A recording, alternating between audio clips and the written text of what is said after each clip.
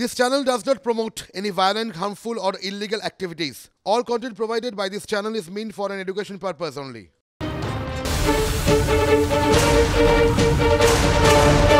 হাইকোর্টের নির্দেশে বাঘের খোঁজে সিসিটিভি ক্যামেরা বসিয়েছিল পুলিশ। বাঘ ধরা পড়েনি।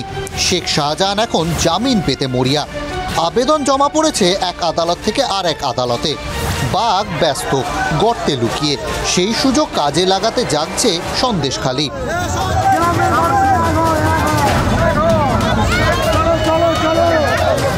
এতদিন ভয়ে সিটিয়ে থাকতো সন্দেশখালী, এবার খোলাখুলি প্রতিবাদ।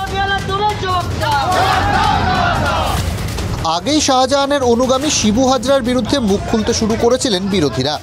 এবার শেখ শাহজাহান ও তার দলবলের বিরুদ্ধেই জমি দখলের অভিযোগ তুলে বিক্ষোভ আছড়ে পড়ল সন্দেশখালীর বিডিও অফিস থেকে থানায়।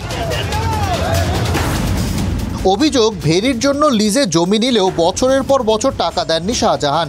প্রায় 150 বিঘা জমি কেড়ে নেওয়া হয় বলে অভিযোগ। কত বছর ধরে টাকা পাওনি? 2 বছর ধরে। 2 বছর ধরে কে টাকা দেয়নি? কে? কতটা জমি আপনার? কতটা জমি? আমার 1 বিঘা জমি। এ তো জোর পূর্ব ছাড়া কি, আমার খুন করে দেবো, করে দেবো, তুমি করে দেবো। আমি আমার ছেলেকে বললাম, বাবা সবাই যখন এই করছে দিয়ে দে, আর কি করবি বল বাবা। এদিন শাহজাহানের আরেক অনুগামী তৃণমূল নেতা উত্তম সর্দারের নেতৃত্বেই মিঠুন ভেরি ভরাটের কাজ শুরু হয়। তখনই রুখে দাঁড়ান জমিহারা আদিবাসীরা। ওরা সব মিথ্যা, ওসব বিজেপি সিপিএম ওরা শিখিয়েছে ঘোলা জলে মাছ ধরার জন্য। লিজ দিয়ে দেওয়া হয়েছে, 2 বছর ঘেরি করছি, 3 বছর কোথার থেকে আসবে। শাহজাহানের 2 সাগরেদ শিবু আর উত্তম, তাদের বিরুদ্ধে জনরোষ। পেছনে কে? সন্দেশখালীর বিরোধীরা জাগছে। সব টাকা শিবু হাজরা এবং আরেক সাগরেদ উত্তম সর্দারের নেতৃত্বে এইসব হয়েছে। আজকে সাধারণ মানুষ বিক্ষোভ করছে। এ তো সামান্য একটা ওই কাটিং শো হচ্ছে আমি মনে করি। এরপর তো সিনেমা শুরু হবে। এই উত্তম সর্দার এবং শিবু হাজরারা জোর করে আদিবাসীদের প্রায় 200-র বেশি বিঘা জমি ফিশারি করেছিল। এই অত্যাচারে তাদের দেয়ালে পিঠ ঠেকে গেছে। তাই আজকে তারা দলে দলে বেরিয়ে থানায় তাদের অভিযোগ দায়ের করেছে। নাকি শূন্যস্থান পূরণে মরিয়া অন্য কেউ?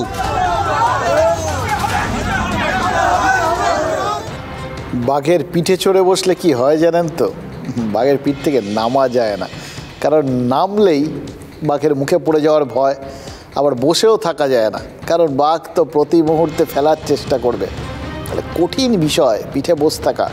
কিন্তু আমরা দেখছি সন্দেশখালীর এই প্রতিবাদীরা শুধু বাঘের পিঠে চড়ে বসেছেন তা নয়, বাঘের ল্যাজটাও সমানে মুচড়ে চলেছেন। কয়েকদিন আগেই শাহজাহানের বিরুদ্ধে 5 কোটি টাকা আত্মসাতের অভিযোগ করেছিলেন মাছ ব্যবসায়ীরা, প্রতিবাদ দেখিয়েছিলেন। আজ সম্পত্তি ফেরত চেয়ে আরেক দল মানুষ পথে নামলেন। এভাবে একের পর এক জায়গায় শাহজাহান বা তার অনুগামীদের বিরুদ্ধে এভাবে যদি প্রতিবাদের শটটা বড় হতে থাকে, এই প্রশ্ন তো উঠবেই, সাহসটা আসছে কোত্থেকে?